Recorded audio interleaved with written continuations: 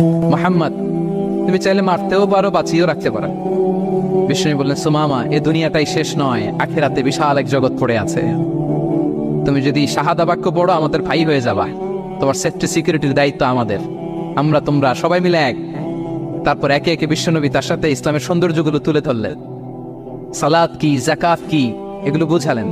বাড়িতে যেয়ে বললেন সবচেয়ে ভালো খাবার রান্না করো, একজনকে দিয়ে মসজিদে পাঠালেন। যুদ্ধবন্দির সাথে কি আচরণ দেখছেন। এরপরের দিন বিশ্বনবী আবার তাকে ইসলামের দাওয়াত দিলেন।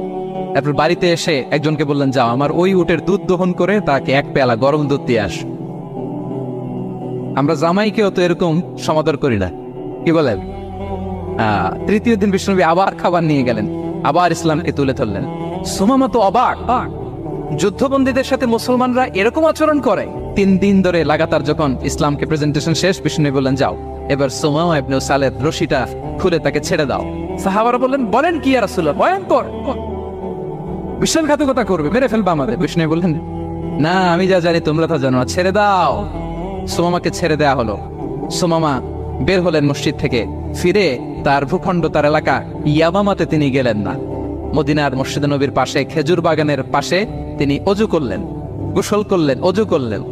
এরপর ফিরে এসে বিশ্বনবীর সামনে দাঁড়িয়ে বললেন, আশহাদু আল্লা ইলাহা ইল্লাল্লাহ ওয়া আশহাদু আন্না মুহাম্মাদান আবদুহু ওয়া রাসূলুহু।